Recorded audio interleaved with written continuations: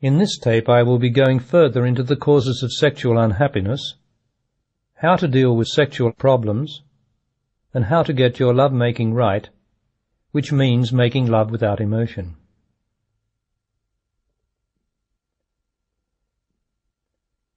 In love without emotion, there are no love problems. What is emotion? What am I talking about? Let's get it straight. Emotion is the living substance of the past, what you believed in and what you were in the past. It's your self. It lives on in your subconscious. It's not you now, the intelligence listening now in the present, but it's there now, just under the surface of your awareness. And it will rise and take over your relaxed intelligence the instant you are reminded of someone or something in the past which disturbed you or caused you pain. Let me demonstrate. Say in listening to this tape now, you are reminded that you're unhappy in your relationship with a partner or lover. That emotion is the past, relating to the way he or she hasn't loved you enough in the past, or how they spoke to you or misunderstood you even a minute ago. A minute or second ago is the past. So your intelligence gets distracted from the present enjoyable act of listening and relates or reflects on the past, and you feel unhappy in yourself. It's yourself, the past, that is unhappy, not the intelligence in the present. Whenever you are resentful, depressed, angry or jealous, you are feeling the emotional substance of yourself in the past. And because your intelligence identifies with it, you become your past self and repeat the behaviour of all those old emotions, often much to your intelligent distress. You even wonder where the emotion comes from, arising so instantaneously too. Well, that's your past hurt self, reacting as pain to the present. So you lose the present, which is actually your presence. In short, you lose your presence. Your emotional self is always trying to come back and live on in you, to take you over and use you as it always has done. When your words or feelings come from the past, from the recall of any hurtful moment before now, you are being emotional. You are not straight, not yourself. So you can't be love or make love to your full potential. All this means that you can only make love in the present, when you haven't lost your presence. So the first step is to learn how to leave yourself behind and not allow it to enter and spoil the love-making. Much easier said than done. And here's the reason why. The substance of every past sexual emotion you've ever had, both the excitation and the pain, has accumulated in your genitals and lodged there, or in that part of the brain that controls them. It gathers there as unsuspected tension, as the desire to repeat pleasurable experiences and to avoid repeating hurtful ones. In women, the tension manifests physically as a subtle tightness in the vagina, and sometimes as an acute tightness. Psychologically, it produces involuntary thoughts and emotions associated with past sexual pleasure. This may drive the woman to masturbate. The selfish emotional pleasure of masturbation, in which there is no love or man to contend with, joins the vaginal tension of the desire to repeat itself, and so the habit is perpetuated. In man, the effect of all his past unresolved sexual emotions, the pleasurable and the painful, is a hardening of the penis in the act of making love. The penis, when erect, should be firm but not hard. Since a hard penis is likely to draw to itself a similarly hard or tense vagina, the woman may not be able to tell the difference. Such a woman may be so attuned to sexual excitement that a firm and loving penis can hardly be felt. Or it may be so out of synchronization with the excitable vagina that either it refuses to erect or will repeatedly withdraw, refusing to remain inside. The hardening sexual tension in man also expresses itself as involuntary erections. In both sexes, This genital tension causes restlessness, heaviness, and discontent. Every vagina, until loved rightly, is an emotional vagina, relatively stiff, muscly, expectant, self-guarding, and narrowly receptive. Though the actual vaginal tension may be imperceptible to the woman, she will feel the effect in the play of her emotions. A vagina used by many emotional men starts to react like the emotional penis itself.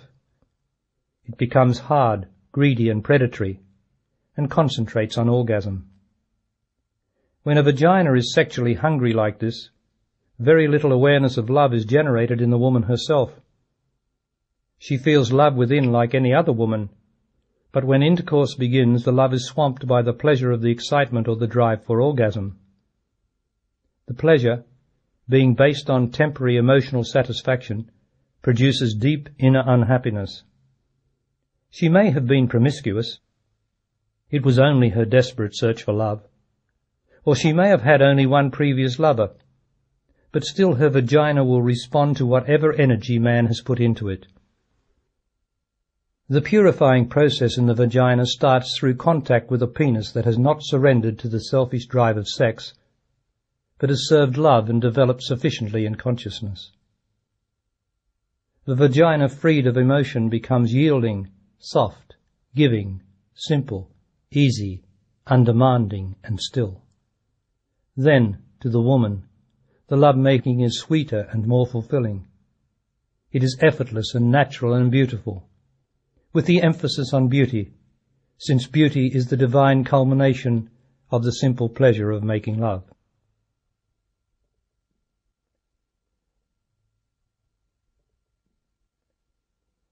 The vagina is essentially passive and innocent, the organ of love. It learns all its bad habits from the male. The penis is the guru or teacher of the vagina, for better or for worse.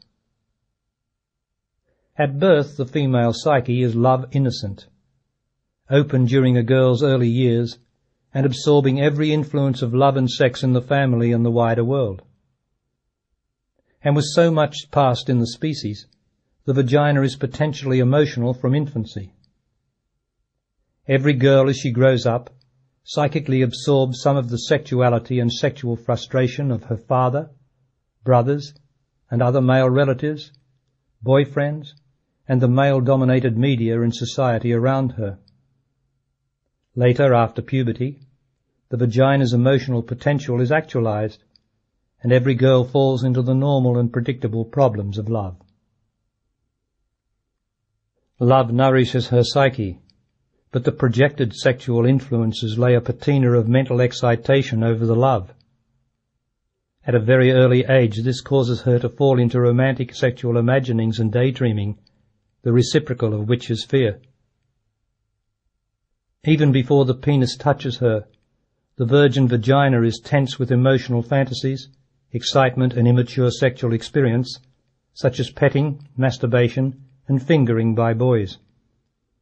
As soon as she comes into contact with male sexuality, she is contaminated by the seed of discontent and immediately disillusioned by man's lack of love. The first time she is penetrated, the pain may keep her momentarily in the present, but she will soon dream off into the past, into emotion and fantasy. It is ignorance of love in the world that maintains this basic tension in all girls and in every virgin vagina. Once, when time and the human race were very young, every virgin girl understood love because she was love. There was no ignorance of love in her consciousness, as there was no emotion in her vagina. Her lack of physical experience did not cause tension because she understood love before she made it. Now the virgin no longer understands love or herself. There are no real teachers, gurus, able to instruct her before wrong impressions are formed in her by unhappy sexual experiences, and no society loving enough to permit this fundamental education. With no understanding of love, the virgin imagines what physical love is, and that generates the tension the vaginal emotion, even hysteria. As the years go by and her experience grows, the tension accumulates. Most women's experience of lovemaking contains repeated disappointment. Most men's experience consists of automatic excitement at the prospect of ejaculation. Between woman's fears, reservations and hopes, all based on past experience, and his dancing excitement, also based on past experience, there is very little chance of real love being made between them in the present, the here and now. So more emotion than love will be produced. By trying to repeat a good sexual experience like coming, you make yourself expectant or emotional. And by trying to avoid the repetition of a bad experience, you make yourself emotionally wary and cautious. In neither condition can you make love. The alarming truth, which is not realized, is that the emotion produced in what was supposed to be love-making will surface within a few minutes, hours or days, and cause a bout of depression or discontent, particularly in woman. In man, the emotion will surface as irritability, anger or aggressive behaviour, and he probably will release it further with masturbation.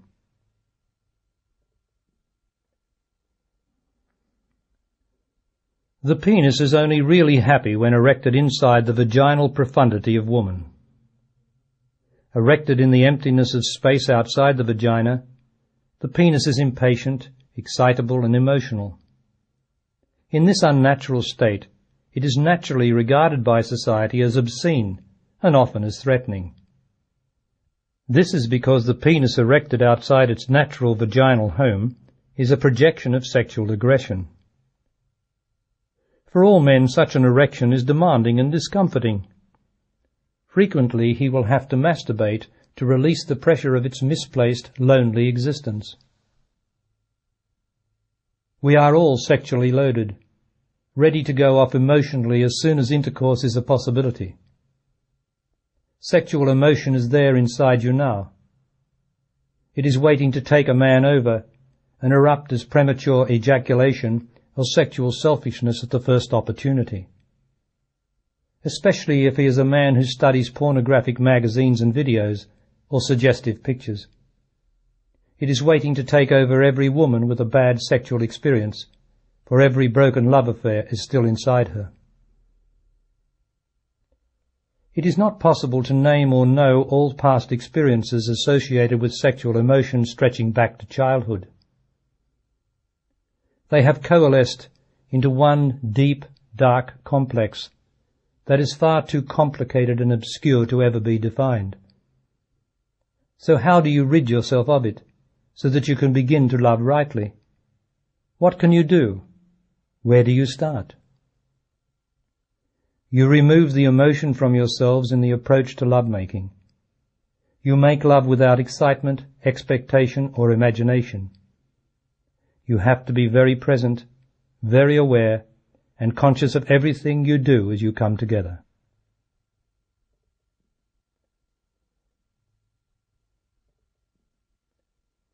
I suggest you engage in only minimal foreplay, or even none at all, because that will help you to realize, as a new conscious experience, that only the penis and vagina together make love, nothing else.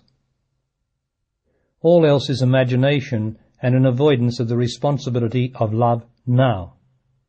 This is the simple truth that man and woman have forgotten. They show they've forgotten it by continuously getting carried away with the imaginative substitutes for love.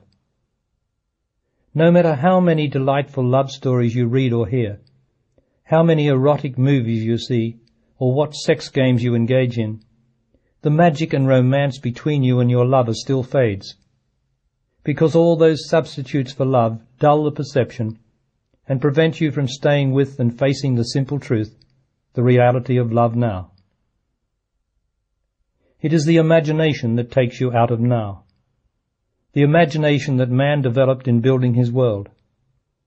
On the wings of imagination he takes off and leaves his body, the earth, his love and woman.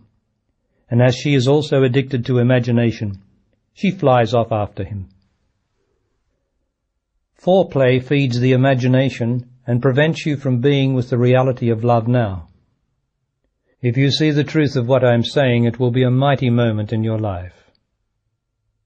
For a man or woman who are being themselves, all the normal social flirtations and passionate petting before lovemaking are a way of avoiding direct responsibility for love now. Sex games are like a stiff whiskey, a dose of the wrong spirit to try to get our courage up, or a drug to help us forget what we're doing, because we're not prepared yet to face up to the reality that love is made now, not in some imagined future. So, as is usual in the man-made world, the truth is the reverse of what's accepted and practiced. The world plays games and doesn't make love. The truth is, make love and you don't need to play games.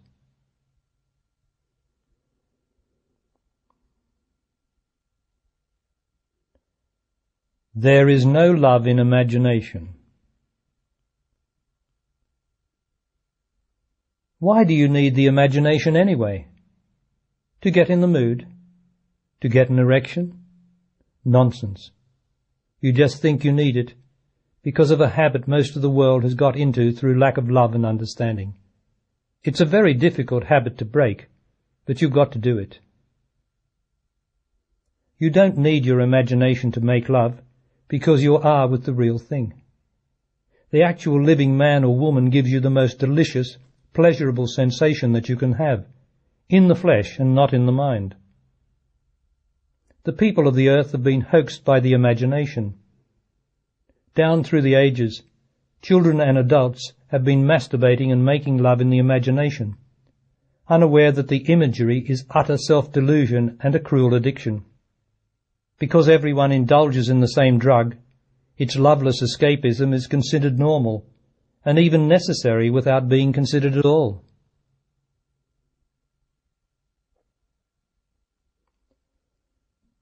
Let me anticipate a question that will arise in many men. How do you masturbate without imagination? You, the adult, can't. When you cease imagining and fantasizing about love, the masturbation stops. The imagination is the habit, not the masturbation. The imagination stirs the sexual emotionality like a whirlpool, and that momentum drives you to masturbate. If you have to masturbate, and the pressure to do so is intense, particularly in the male, use as few images as you can. Don't use faces. No one ever made love to a face except in their imagination.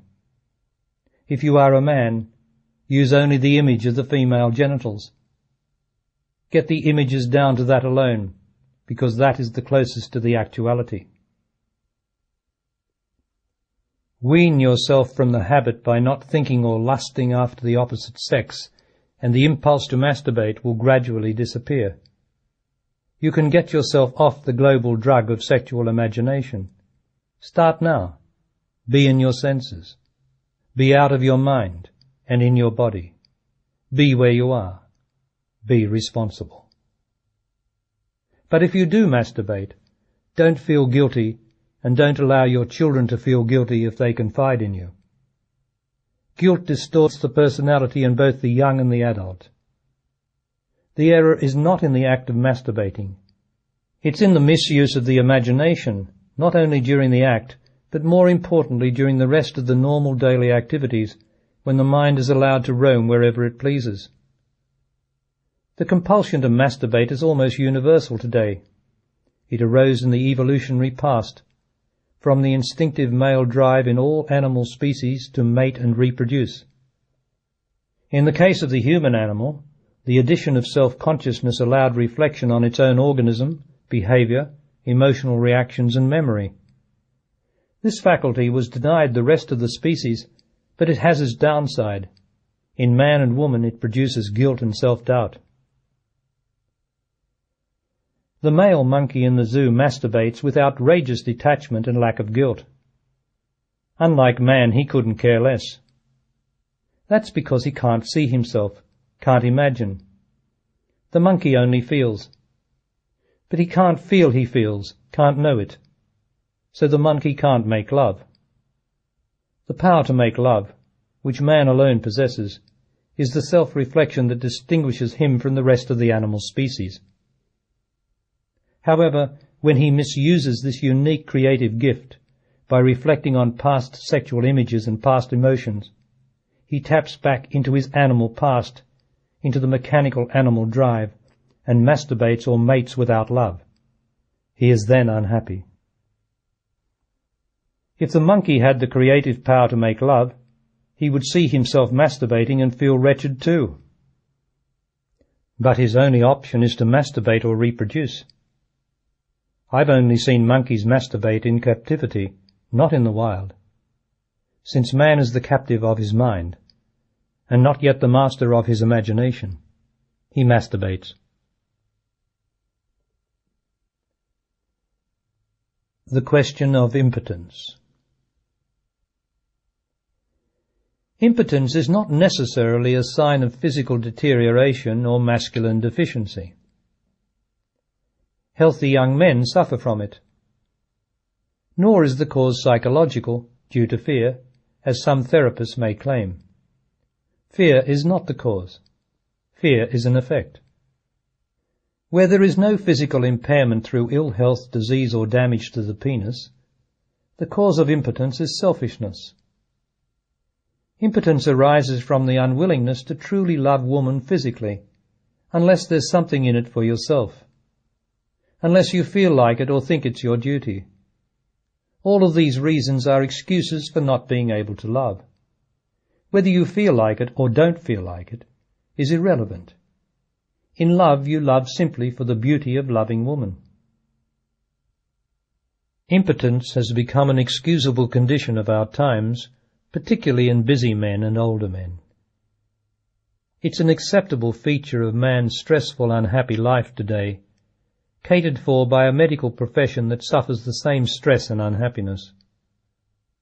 The whole male society is in the same condition of selfishness, so no one offers the true diagnosis or real cure, and all are excused for failing to take responsibility for love.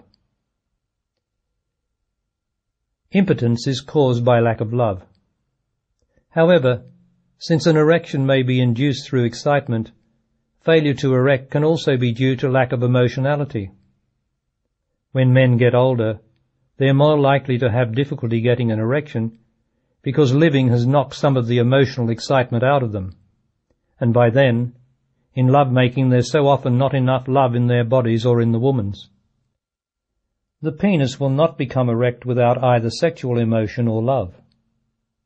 Often when couples become physically bored with each other and have intercourse out of a sense of duty, there is neither the emotional drive nor enough love or consciousness between them, so the man will not be able to get an erection.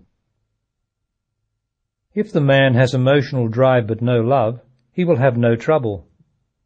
He will induce his erection by emotionality or sexual aggression.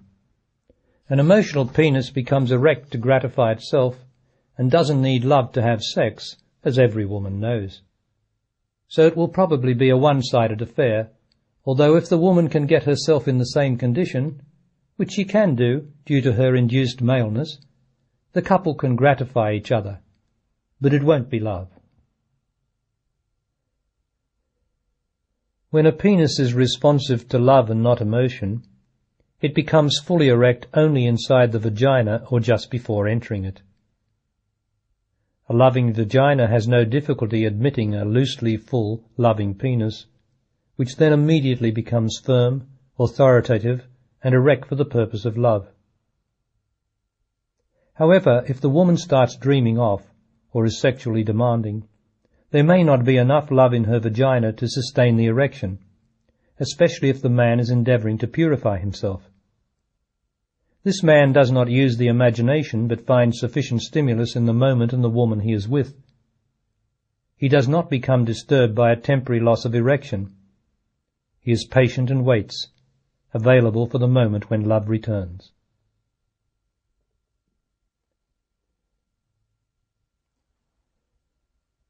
Premature ejaculation.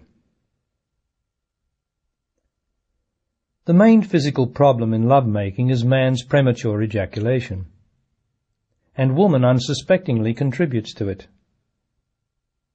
The man who comes prematurely has temporarily lost the will to love, has lost himself, therefore cannot take the complete surrender of woman, and is without real authority. He knows it and is shamed by it. The only valid authority man can have over woman is through love, and that authority she will concede to him unconditionally when he demonstrates sufficient love to accept and take her total surrender. Only what he can take can she give. His trumped-up economic and physical authority over her during the last few thousand years has been a nasty bit of work, getting even with her for his own weakness, the abdication of his true authority. As selfless and munificent as a truly loving woman can be, the tragic division between her and her lover goes on from generation to generation because man has forgotten himself, forgotten how to love, and woman cannot give herself, cannot reach her natural fulfillment without him. Premature ejaculation is caused by excitement and anticipation in both the man and the woman. This is there before any foreplay and long before the physical act begins. In man there is continuous pre-sexual excitation, a heightened aggression due to normal sexual fantasizing. He keeps the basic level of aggression relatively high through his obsession with sex, thinking about sex, reading about sex, joking and talking about it with other men, slyly alluding to it in mixed company, looking at women in public, consciously lusting after them, and making habitually unconscious sexual connections with them. He continually maintains and excites the sexual emotion. So his sexual thermometer is normally registering, let's say, 25 degrees of emotion. By contrast, woman is normally only at, say, 5 degrees. Woman is basically less aggressive than man because she is not basically obsessed with sex. Because man is sex-obsessed, he is ready for sex at any time, unless his numerous hang-ups and inhibitions get in the way. Woman is not, unless she is truly in love. For her to want to make love, her normal sexual temperature has to be raised. In the foreplay before intercourse, flirting, touching, kissing and the fondling of breasts and genitals raises the sexual temperature of both parties. When this excitement is added to the normally raised level of stimulation in the man, it makes him fantasize much more than her. So his sexual temperature rises at a faster rate. By the time he's close to entering her, he is at a burning 99 degrees and rising rapidly with expectation and impatience. She is at a comfortable and enjoyable 70 degrees and rising too. Sometimes she has only to open her legs to him, his fantasy image realized, and he ejaculates. Or his penis merely touches her, or just penetrates the lips of the vagina. Or he might actually manage to get inside the vagina before he comes. In seconds, his sexual temperature drops from a feverish 100 degrees plus to nil, as he selfishly ejaculates himself back to the rare state of cool, selfless absence of wanting. Woman's contribution to the premature ejaculation of the man is subtle, and you'll have to examine what I'm going to say closely in your own experience to grasp or test the truth of it. It's not something that all women experience, so if it's not the truth for you, don't imagine or invent it for yourself. In the young vagina, the insufficiently loved vagina, and the excitable vagina, there is a particular response to the penetration of the penis, a downrush of energy from the upper body, a spasm of repressed love. As a surge of love, it's meant to draw the penis up into the highest part of the vagina towards the womb. But even the practiced lover may feel it as a sudden, intense wave, and the shock or force of it draws the sexual emotion out of him, and he ejaculates. As the woman learns to release her love gently and smoothly in the vagina, the pressure on her partner to orgasm is eased, and as he in turn practices reducing his sexual excitement, the problem of premature ejaculation diminishes. As far as man is concerned, ejaculation usually marks the end of the act. But even if he has brought her to orgasm, a selfish lover will still not have collected her finer energies.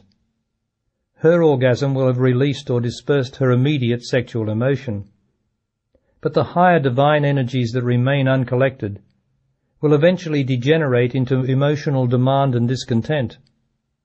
All emotion in woman is the demand or the cry to be truly loved, not used as a sexual spittoon. But woman, thank God, is love. Love is her true nature underneath all the emotions, notions, and hang-ups. If she loves him, or if she just loves, she can bear the sexual disappointment. Woman at every level represents the mother, the true archetypal female, Mother Earth, in which all of us delight and find our pleasure, even if only via the whiskey made of earth's grain and water. Man is like a child to the boundless love in true woman, which every woman, underneath her unhappiness, knows herself to be. In her love, she can forgive him for coming and nullify her own desire. She can absorb the restless energy of his orgasm, holding him there inside her, boyish and new in his brief moment of peace. For woman, the fulfillment of her love is to take him into her, to take everything he can give and everything he is, while in return offering up every bit of herself in sweet, complete surrender to love. When he comes prematurely, he is not mature enough to give her all of himself. He hasn't got the time. So she in turn is unable to give him all of the love she has to give. By coming, he goes. He leaves her. Because of it, he is a little less a man, and she is a little less the woman she is. In the greater story of man and woman, and their struggle to be united, this man and this woman are a little further apart. When woman loves, she can dissolve in herself most of the frustration caused by man's premature ejaculation. Nonetheless, any residual emotion becomes a part of the fiendess and will crucify him tomorrow. But her love cannot compensate for her basic unfulfilled need, to give up her finest female energies to her lover, to express her intrinsic female beauty, the divine fragrance which builds up continuously in every woman, and which is behind man's need of her. Because of his default, she has to carry this unnecessary burden, and the pain of it is the deep grievance behind the punishing moods and emotional fury of the fiendess. Selfish sexual man normally uses the act of love to ejaculate, to release his pent-up psychic aggression. In his so-called love-making, he habitually uses the woman for his own sexual gratification. In extreme cases of sexual aggression, man can possess the woman with a devilish sexual energy. He trains her to excite him to fever point, so that in intercourse she becomes a gyrating robotic performer. During the act he contains his orgasm by rigid mental control, a practiced and efficient hardness derived from his sense of power over the woman. He enjoys being able to degrade her, to degrade love with excitement, a devilish pleasure. He enjoys the manipulation of her more than he enjoys orgasm. The woman, with a chronically excited vagina, lined with male sexuality, then becomes what she hates. She becomes 25% sexual male. I said that the man in this case is devilish. But I must also say that no individual man is all devil. All men have their moments of being love. The devil is a psychic possession in the subconscious, and in that sense it is the man, but it is not the man all the time. Man must learn to make love without being selfishly sexual. As he learns to love or enjoy woman without needing an orgasm to release his sexuality, he starts to love her rightly. He delights her, and delights in her, rather than aiming to excite her and himself. Man learns to make love rightly in this way by reducing his normal male level of sexual excitation, and he does this by cutting out sexual fantasy. It is possible to fantasize about sex but not about love. In love, the still image of the beloved is held in the consciousness. No movement, no thinking, just the energetic presence of the love. When fantasy takes over and erotic moving pictures take on a life of their own, love is deserted for the male-induced mentality of the sex shop. Woman, as a rule, does not fantasize about sex as much as man, because sex is not as gratifying for her. It only serves to gratify the sexual excitement man has put into her. Woman knows deep down that love is not sex. Her main fault is that from childhood she fantasizes about romantic love and daydreams of mythically amorous situations. The selfishness of man's actual physical loving of her collides violently with this entrancement. Very soon she subconsciously acquires emotions of disappointment, disillusionment and frustration with man's idea of love. But what can she do when experience shows her that there's nothing else but sex and selfishness, that love is apparently a dream? So she joins man in his fantasizing, his dream, and leaves her dream behind. The suppression festers in her as doubt, fear, and in extremes a subconscious hatred of man for his failure or betrayal.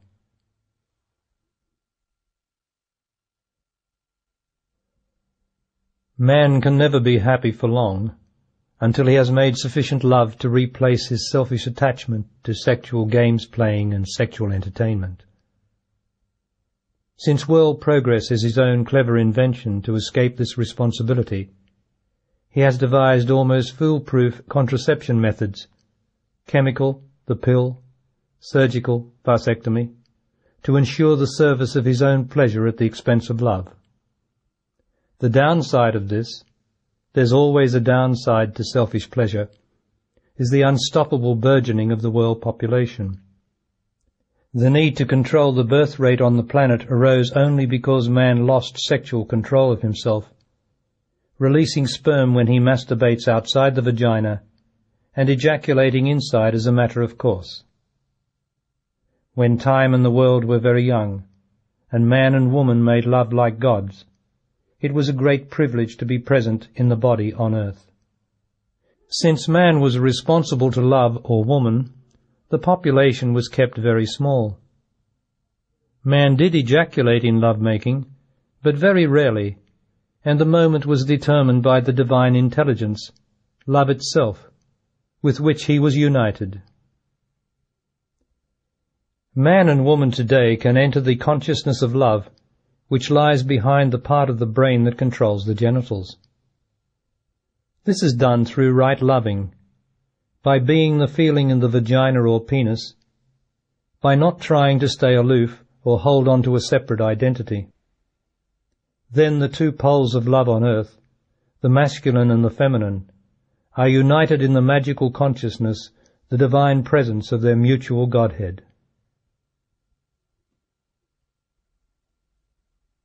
There are two different energies of love, one in the upper body and one in the lower.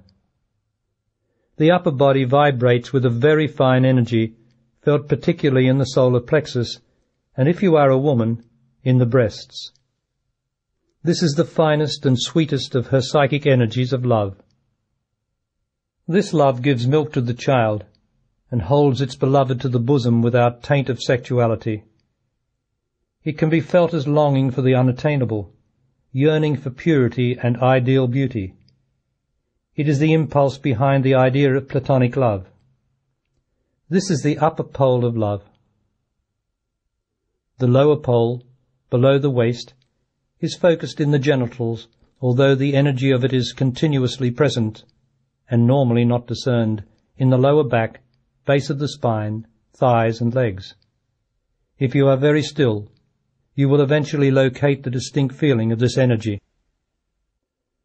When perceived without emotion or sexual associations, the lower energy is felt to be just as pure as the higher love, but the sensation is more grainy or tangible.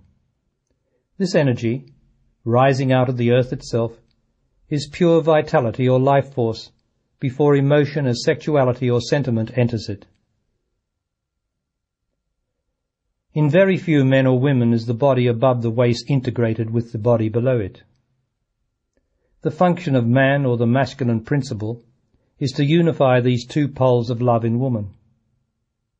Although there is the same lack of integration in him, he has only to focus on loving and delighting his partner. Everything will flow from that, including the resolution of his own sexual disharmony and frustration. The kissing of the woman's breasts and nipples is extremely important. They require a very gentle and loving physical approach by man. Many men are greedy, grabbing, and even violent in their fondling and kissing of the breasts.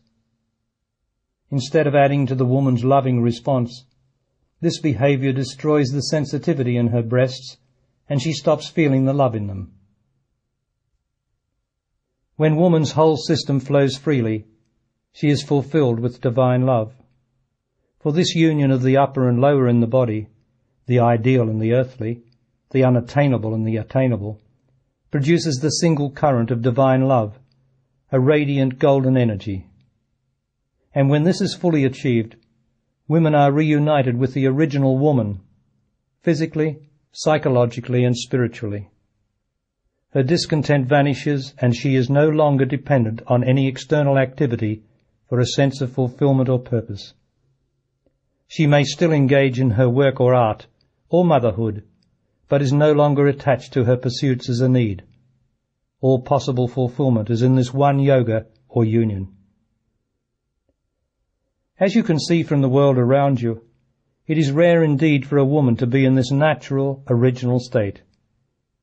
Yet woman's total sexual motivation is to make this divine connection through man. Even her desire to produce children is secondary. Because the divine connection is so rarely made, woman today is not really herself. She stays mostly in the romantic upper body, yearning for the unattainable, and periodically or promiscuously engaging the lower body in sex in a futile endeavour to make the connection. It evades her, so she remains virtually two people, divided in herself, until quite often, in disillusionment or old age, she cuts off from sex and lives a half-life of idealized love. In some extreme cases she will be called frigid. In other cases her cutting off will exacerbate the tendency in man towards impotence. To see through the sexual problems associated with this lack of integration, you have to see that in divine or real love, the union is not only of man and woman in their two bodies, but of each of them within their own bodies. The tendency in woman to remain in her yearning makes her vulnerable to sentiment and false romance. True romance is not a passing thing. It is not a box of chocolates, an anniversary remembered, or sweet words, pretty things, and beautiful evenings together. Indeed, these are a part of the romance of living, but so is death, which robs woman of all her romantic illusions. In the romance of living, you can't have the good without the awful shock. True romance is the myth of life, the stupendous adventure of man and woman discovering together through love, through each other, that there is no death, no end to life or love that does not hold or fear.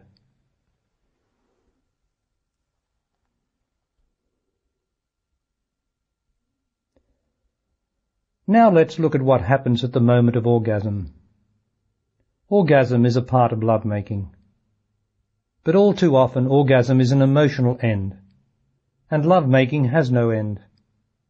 True lovers go on, making love until finally, perhaps hours later, the man ejaculates naturally and consciously. Or they pull apart and make love hours later.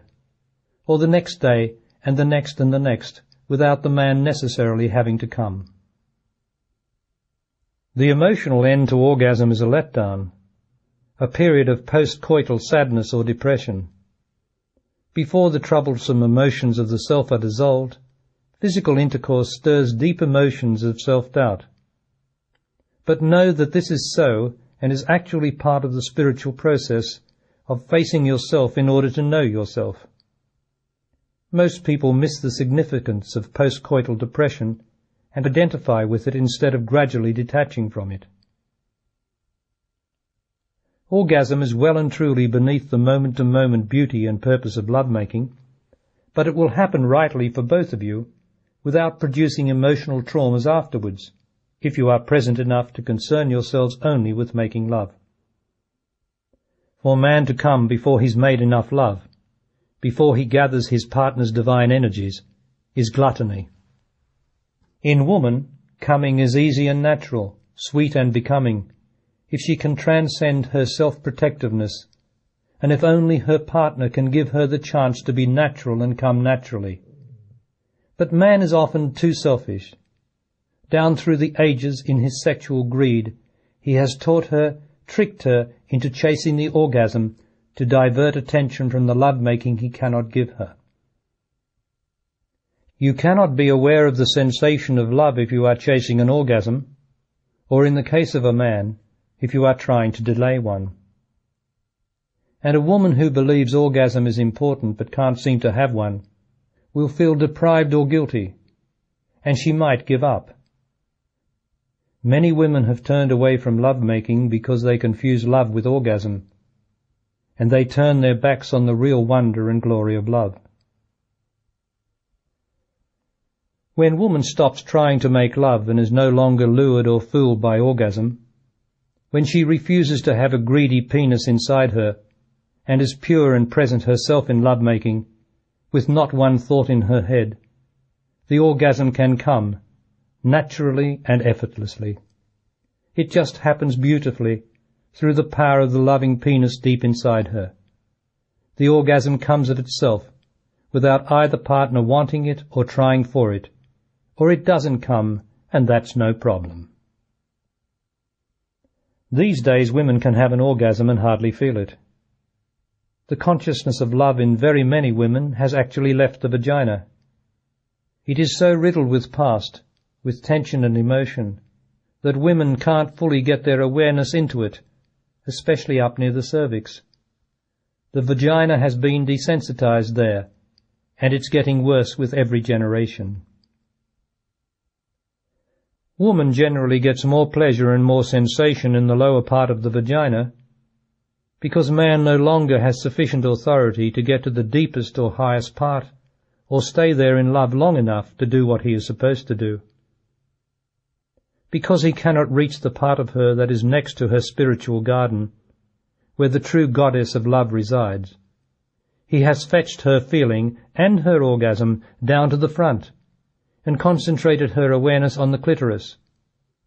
He has done this in two ways: by persistent ejaculation immediately after entry, and by persistent stimulation of the clitoris with his fingers to compensate her for the orgasm she otherwise does not have.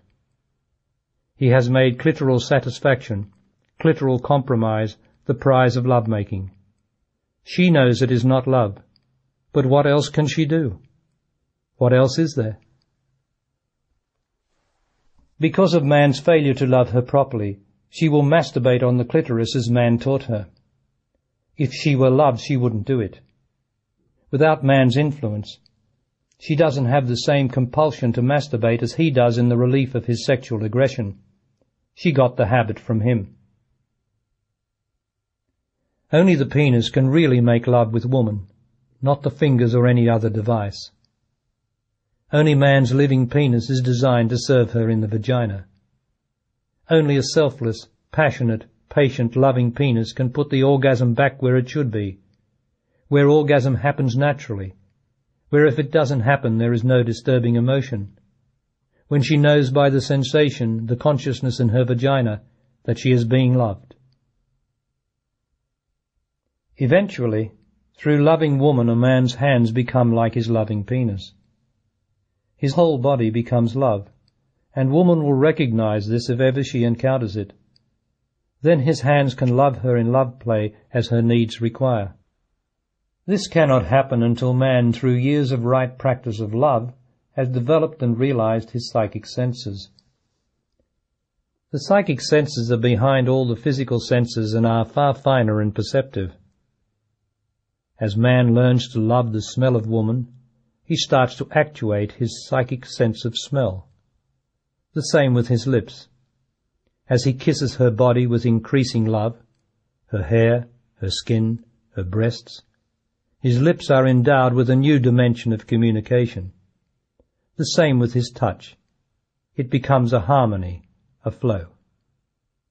Finally, he realizes the whole psychic sense of sense. This is one sense instead of 5, and his whole body becomes that refinement of powerful and penetrating love. Then, even his presence communicates love.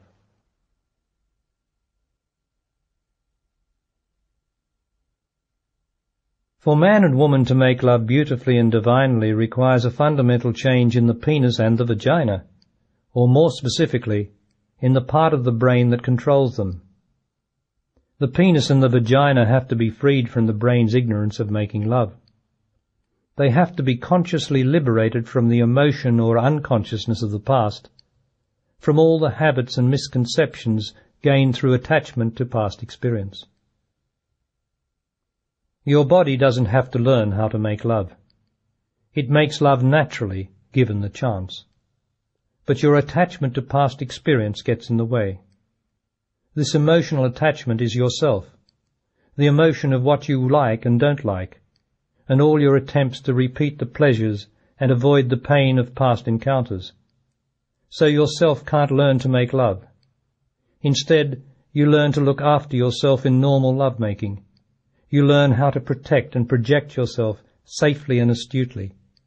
This self-consideration turns love into sex.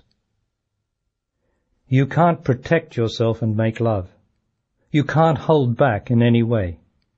But that's how men and women make love these days.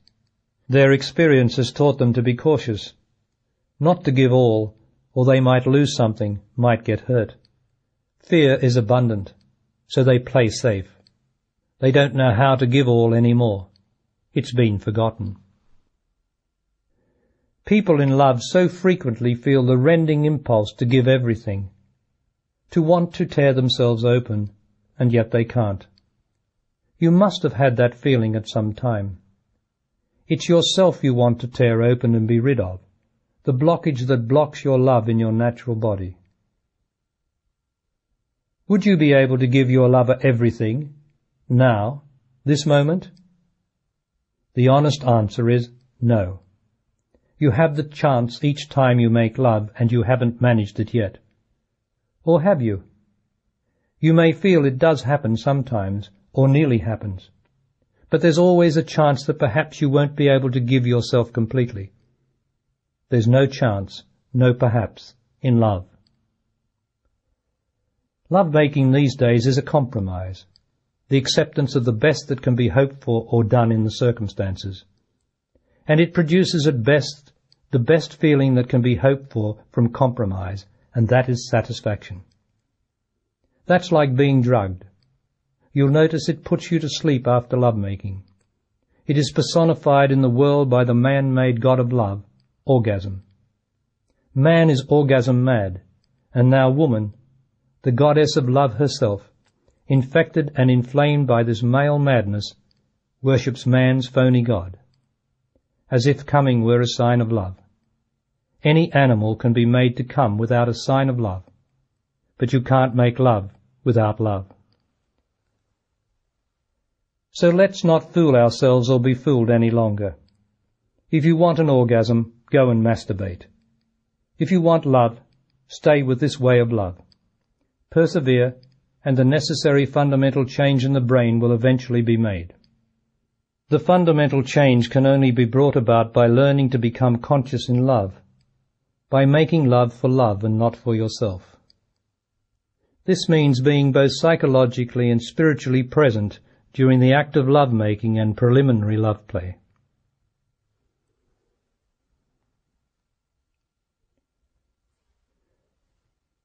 First, what does it mean to be psychologically present?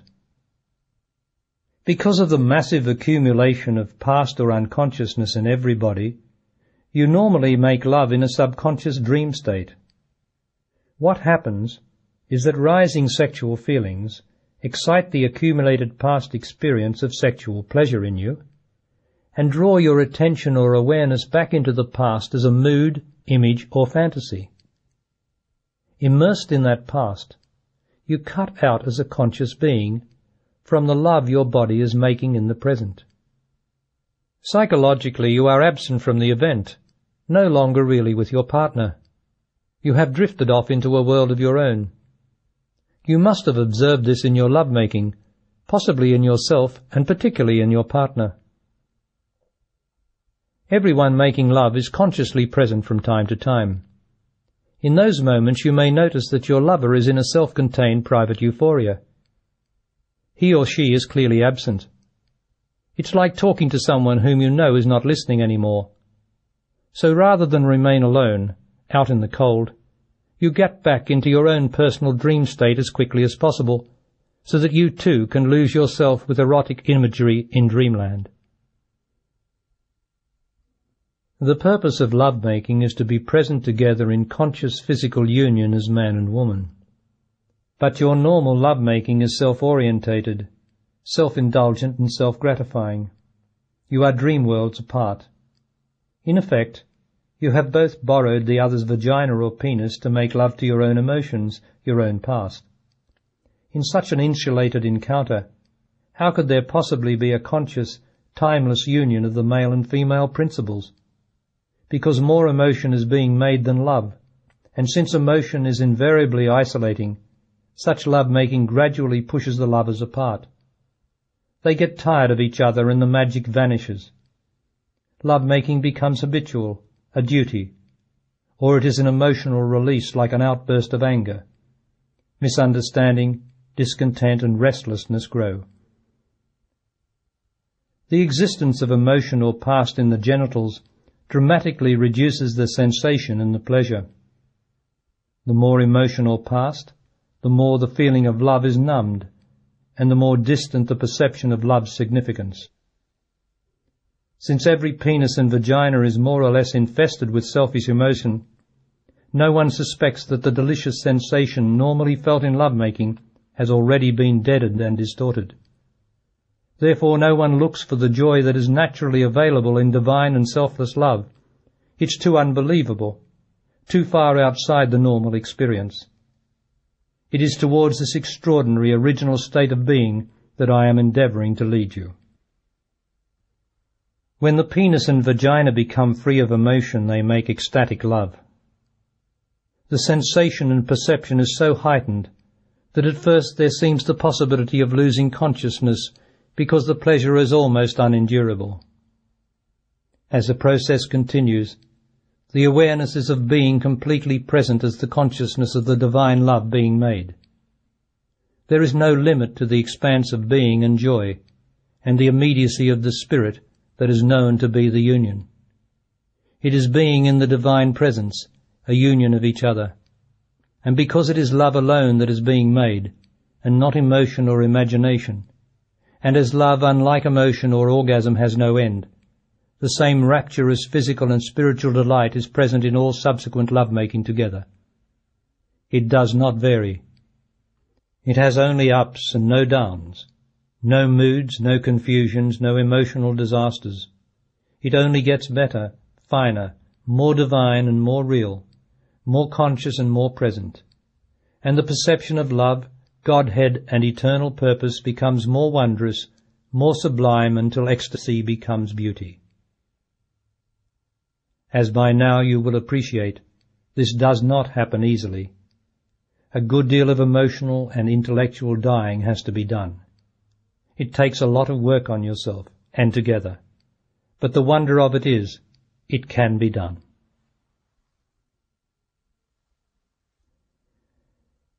I have been describing what it is to be psychologically present in lovemaking. To understand what it is to be spiritually present, you have to understand the penis and vagina spiritually, for both are spiritual organs and together are the means of all love on earth. If love is God, if love is our own Godhead or the excellence of life, then the penis and the vagina are the means of that excellence. Every man and woman, every perception of love and beauty on earth, arises from the union of the penis and the vagina. Even homosexual love is a misapplied attempt to get back to the divine state where the male and female principles themselves are united, the state of union that transcends persons and personal love. To make love properly, man has to learn to be his penis during the act, to surrender to its greater intelligence instead of forcing his inferior, sex-obsessed emotional mentality upon it, with the result that the penis can't do the job it's supposed to do. The penis is the finest perceptive organ and instrument in the male body. It has a consciousness and awareness of its own. It is the positive, active organ of love on earth. It knows exactly how to make love and what to do inside the vagina.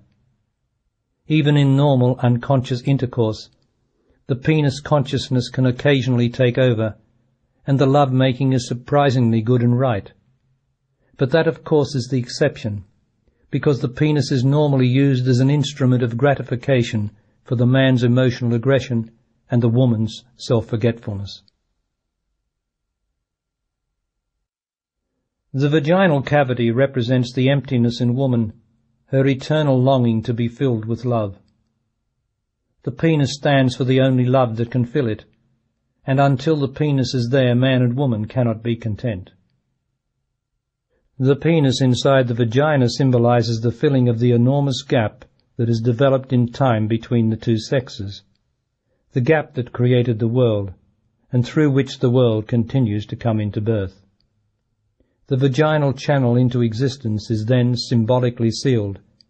The cavity and its missing mass have found each other and are complete. When the act of union is complete, the search of the male and female wanderers in existence is at an end, or the need for existence is at an end.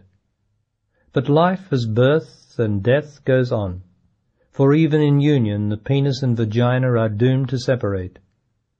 Above the place of union is the womb and will of creation.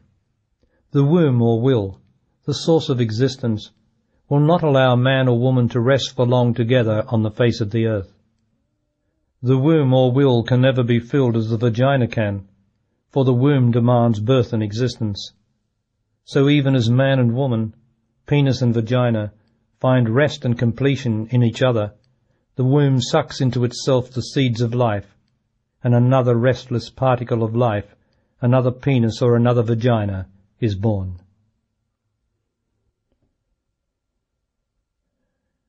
Earlier I mentioned foreplay and love play. I want you to understand that foreplay is not love play. Foreplay is what people do to get each other excited before the physical act. It stirs fantasizing in the man and emotions of past sexual excitation in the woman. Foreplay, as the word indicates, is the caressing and working up that happens beforehand, before the sexual act. It implies something to look forward to that's not present now. Love play, on the other hand, is sufficient in itself. It is love, and love is the same in whatever way it is practiced. There is no looking forward because what is happening or being done is simply love now. If the sexual act follows, the quality of the love remains the same, although there may be a seemingly greater intensity. This means that in love-making, just as in love play, there is no looking forward to, say, an orgasm or an end. It is a continuum of moment-to-moment pleasure of being that has no future and certainly no past reference. Any past or future reference would be a thought, and in love play and the act of making love there cannot be any thought. If there is, it's not love play, it's foreplay, and it's not love-making, but sex. Two things operate in the interaction of man and woman: the reality of the body and the unreality of the emotional self. Due to the sexual bias of society today, most men and women are so possessed by their emotions that they never make a real connection with the actual sensation of the body. They've lost the power to distinguish between body and self, or love and sex. So for most people, there's no distinction between foreplay and love play. Sensual stimulation is the same as sexual excitation. In foreplay, people excite their self or emotions. This selfish excitement is not sensory, not actual. It is a stirring up of past emotional experience and anticipation. There is no excitement or anticipation of the future in the body. The body is stimulated by the presence of love, but that stimulation does not have excitement in it. Similarly, in right lovemaking, when orgasm occurs, it's not exciting.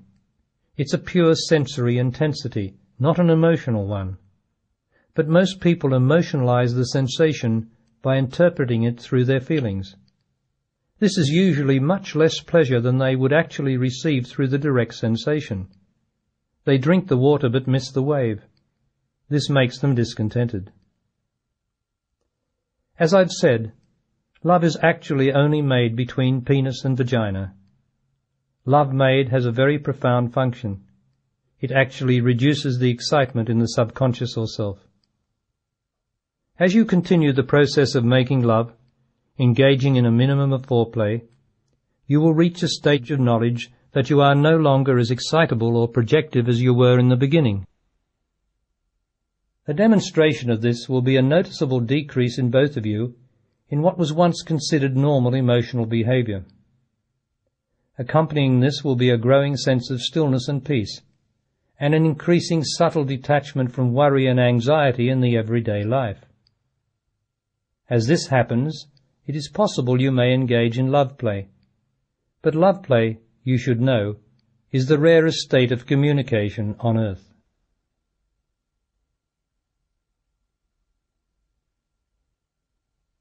I am now going to speak about fellatio and cunnilingus. But again I must stress that these forms of love play lose their profundity as a means of love if they cause any excitement at all, or any fantasizing in the man or woman. It's all a matter of consciousness, of being more conscious. Consciousness means absence of excitement, absence of wanting and trying, absence of projection, absence of self. In absence, consciousness remains. Consciousness is the power to register what's happening through the senses or body without using past experience to interpret it. This means that love starts to disappear as a feeling and is replaced by the direct sensation or knowledge of pleasure, a very rare state indeed.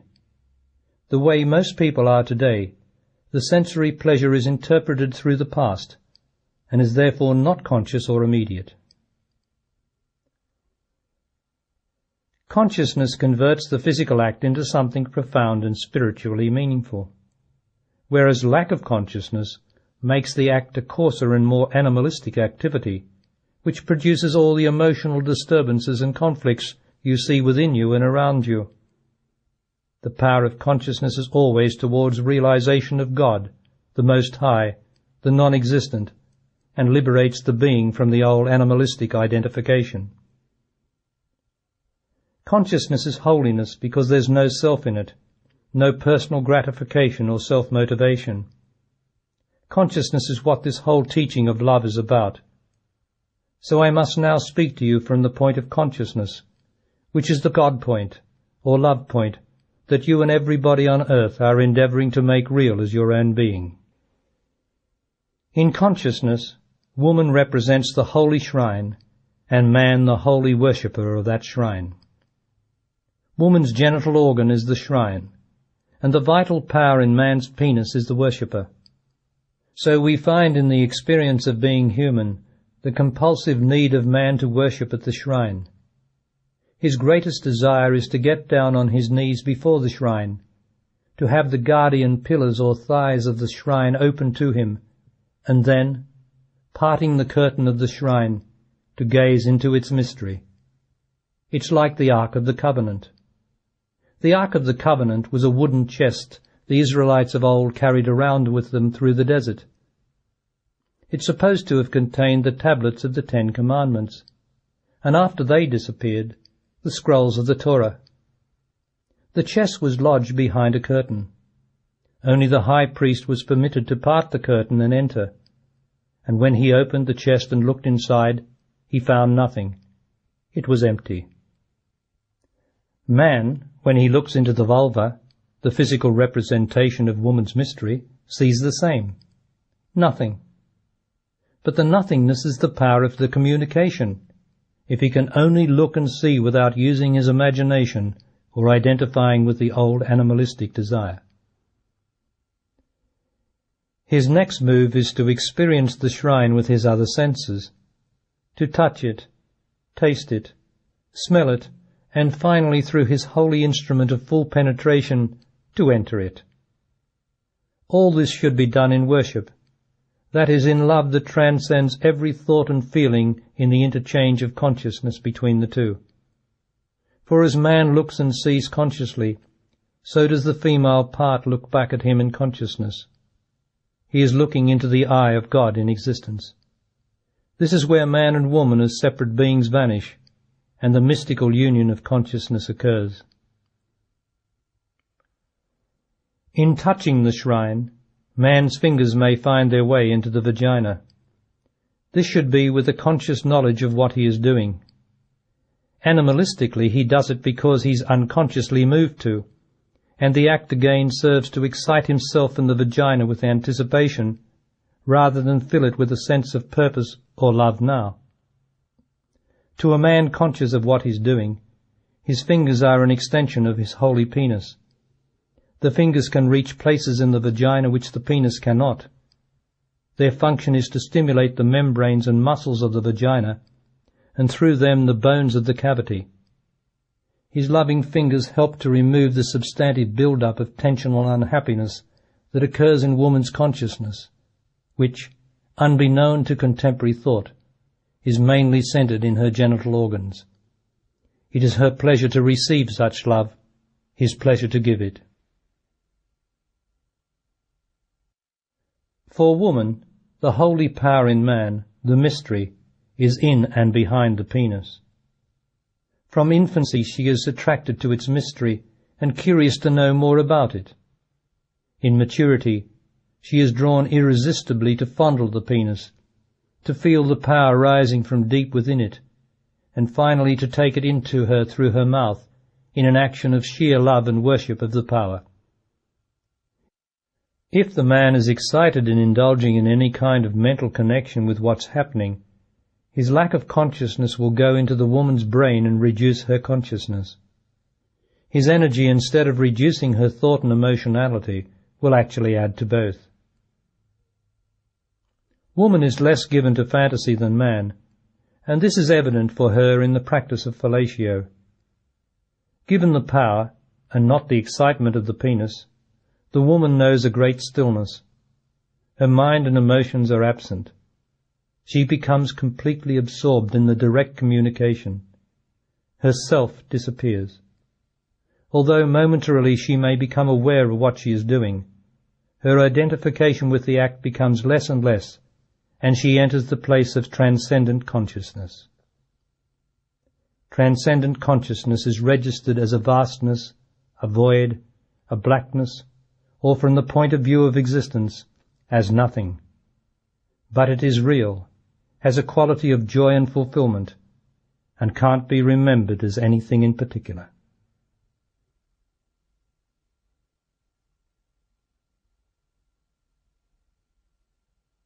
I trust that you will go on playing these tapes and put what I have been saying into practice. Love or God can never be the subject of a philosophic exercise.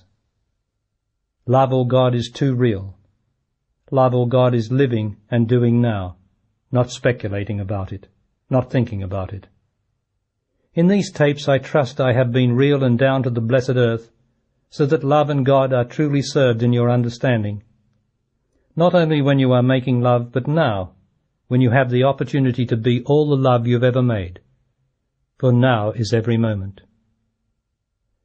By practicing together to make love rightly, without self-indulgence, without seeking emotional satisfaction and self-gratification, you will draw closer to the realization of consciousness or love itself and the conscious, timeless union of the male and female principles as one ineffable divine presence, realized as your own reality, the sublime, selfless spirit of love and life.